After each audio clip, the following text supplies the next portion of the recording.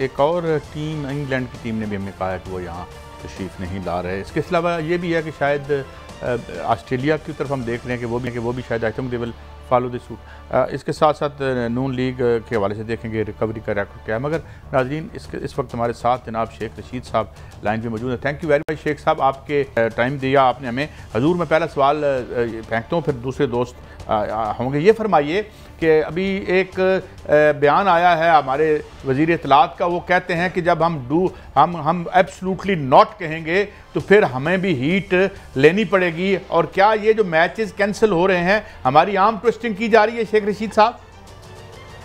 क्या हमारी arm twisting करेंगे जी? मैच ना होने से वो क़यामत आ जाती है। हमने पूरी कोशिश की, इतनी उनकी फौज नहीं है सारी मिला के जितनी हमने सिक्योरिटी पे फौज लगा दी।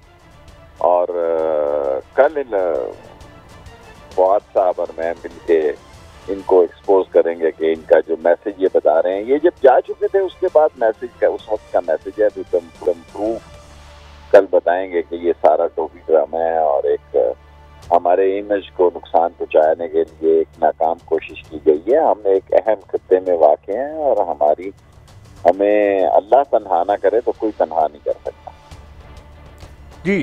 तो आप समझते हैं कि इन टैक्टिक्स से बड़ी साहब आप कुछ इंटरवीन करेंगे? जी मलिक साहब। शेख साहब आपने कहा कि आप कल इसकी वजह बताएंगे, मगर बज़ाहिर अपना इंग्लैंड एक अलग मुल्क है, न्यूजीलैंड एक अलग मुल्क है और ऑस्ट्रेलिया से भी अच्छी खबरें नहीं आ रही। तो क्या एक आम आदमी ये समझने में हक बजानब है कि ये लगता है जैसे पाकिस्तान के खिलाफ सारे इकट्ठे हो गए?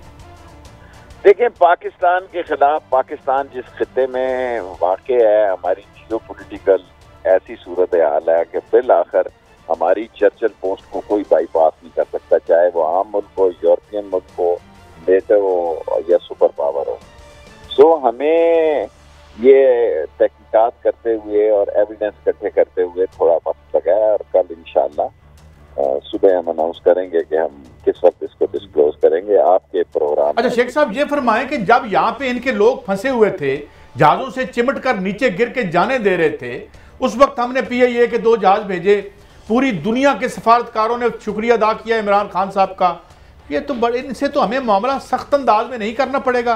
क्या ख्याल है आपका? हम चीन क्यों नहीं टीम भेज देते, रशिया क्यों नहीं भेज देते? शिकवा नहीं करना चाहिए। अभी दुनिया की सियासत में देखे ना, फ्रांस ने अपने एम्बेसडर वापस बुलाए ऑस्ट्रेलिया और अमेरिका से, ये मामूली खबरें नहीं है। और मोदी मिलने जा रहा है अमेरिकन प्रेसिडेंट से 24 तारीख को। और हमारा अफगानिस्तान का मसला जो है, हम पीस की एक रिश्ता है और हम अमन के लिए पूरे तवज्जो में है कि इलाके खत्ते में अमन हो। हमने 86,000 जाने दिए हैं, 1 लाख लोगों को जख्मी करवाया है, अपाहज हुए हैं, और फिर भी इनको अमन पे हमने बैठाया है।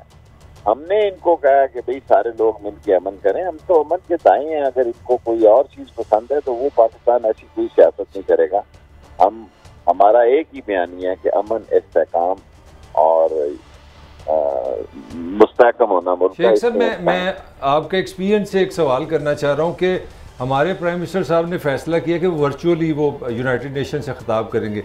आप नहीं समझते जो साइड मीटिंग्स होती हैं, आप दूसरे हुक्मरानों से मिलते हैं, जिस राम ने बताया कि बाइडन और अपना इंडियन प्राइम मिनिस्टर की जो मीटिंग है वो इसी तरह है, वो चलते चलते मीटिंग है यूनाइटेड नेशन के रेफरेंस से। तो हमारे वज़ीर आज़म साहब को जाना चाहिए था टू एक्सप्लेन दी वर्ल्ड कि दुनिया हमें क्यों इस तरह देख रही है, हमें अपना नुक्ता नज़र देने का एक अच्छा मौका नहीं था हमारे पास? इस पे फॉरेन ऑफिस बेहतर बात कर सकता है भट्टी साहब।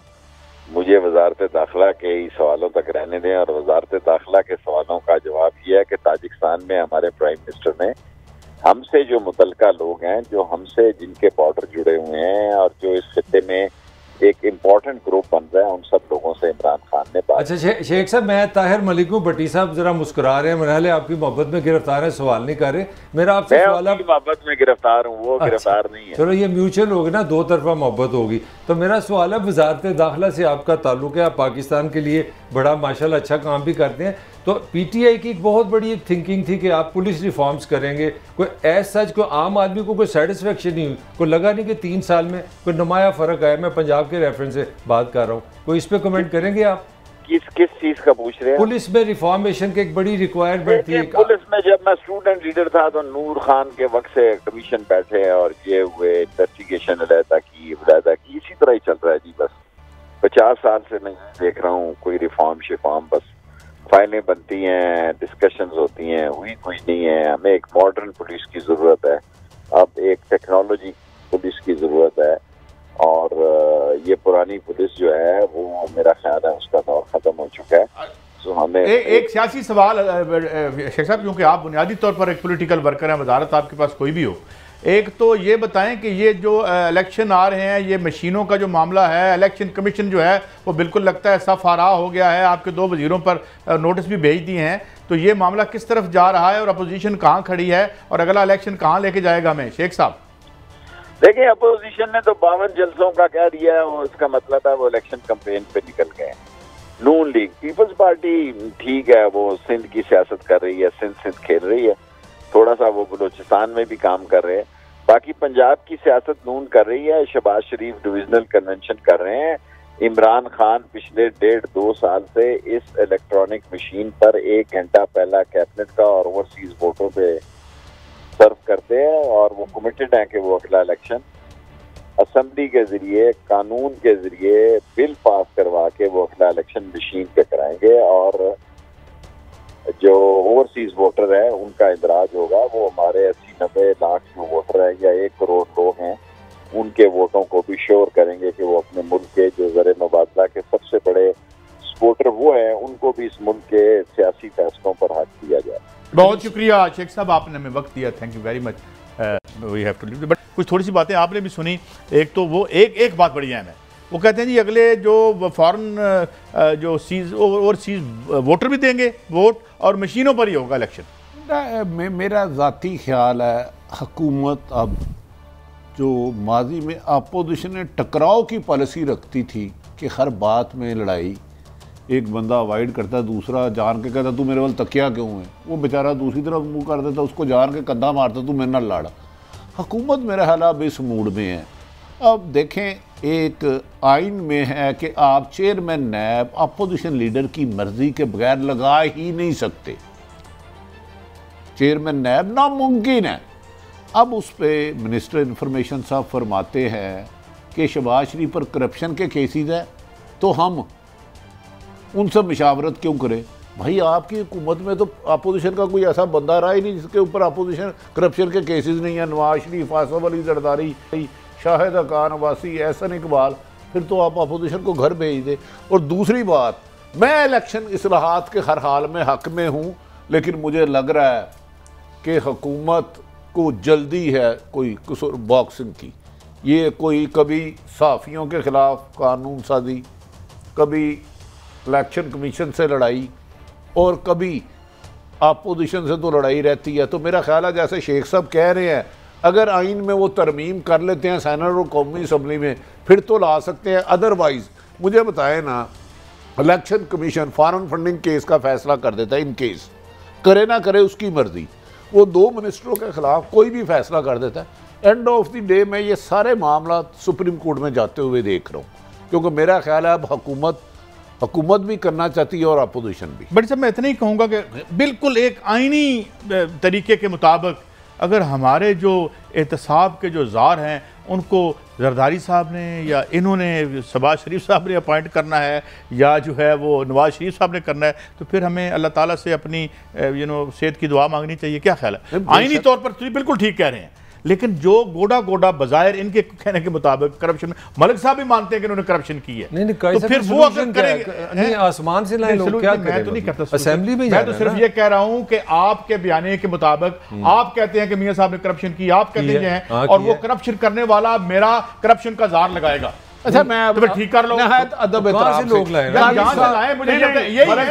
पाकिस्तान पर बात में बहुत ज्यादा लॉजिक है, आप गौर करें। हाँ ठीक है, नवाज शरीफ दौर में करप्शन करने वाले वाजिबुल कत्ल, पीपल्स पार्टी के दौर में वाजिबुल कत्ल, पीटीआई में आ जाए तो वो कत्ल हलाल हो गए। किसने कहा ये?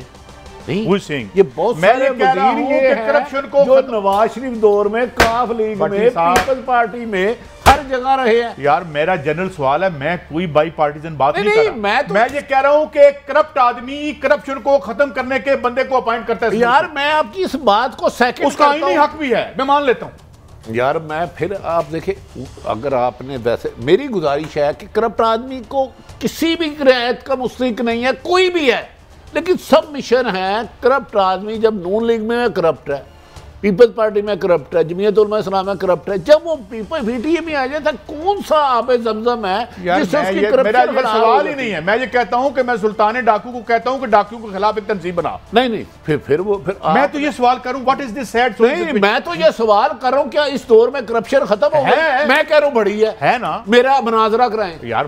मैं ये सवाल ही नहीं उठा रहा। मेरा सवाल इतना है कि करप्शन को खत्म करने की ये बंदा अपॉइंट करप्ट लोगों ने करना है, चाहे वो पीटीआई के हो चाहे इनके हो। Very good, this is question. मैं ये करप्शन हराम है, वो कोई भी करता है, उसके आगे बढ़े। करप्शन की हिमायत नहीं हो सकती। असल जिस हमारा टॉपिक तो है जो इंग्लैंड ने हमारे साथ किया है, हमारे लिए एक सीरियस कंसर्न है। एक अपना 3 दिन हुआ न्यूजीलैंड चला गया, इंग्लैंड ने अब ना कर दी और इम्कान है कि ऑस्ट्रेलिया भी ना है। तो हमें ये सोच रहे हैं कि आप क्या समझते हैं कि हम, जो मैंने शेख साहब से भी पूछा, ये क्या लगता है कौन सी दुनिया में ऐसी चीज़ है जो हमें रेजिस्ट कर रही है? कौन उनके ज़हन में क्या मैसेज है? मैं एक बात इस पे भी बात करें। आप पहले ये देखना, अभी थोड़ी देर पहले शेख रशीद साहब ने एक बात की है, 90 बिलियन डॉलर का मुआहिदा मनसूख किया है ऑस्ट्रेलिया ने फ्रांस के साथ। उन्होंने अपने सफीर वापस बुला लिए। उसमें यहाँ पे 2.5-3 ट्रिलियन खा के जूते खा के यहाँ से गए हैं। तो हमारे से भी बड़ी सुबकी हुई है, यहाँ से भी चले गए हैं। जरा इन 3 वाकयात को जोड़ के तो देखें। नहीं कायद साहब, उसका फिर थोड़ा सा जवाब दे दे आज थोड़ा सा। वो ठीक किया आप दोनों, उन्होंने एग्रीमेंट था, अमेरिका ने तोड़ लिया। लेकिन मैं कहता हूँ हमें फ़ख्र है जो हमारी हुकूमत ने फैसला किया है। अभी इशफाक हसन साहब भी कह रहे हैं जब खुददार कौम बनेंगे तो ये साजिशें आपके खिलाफ होंगी।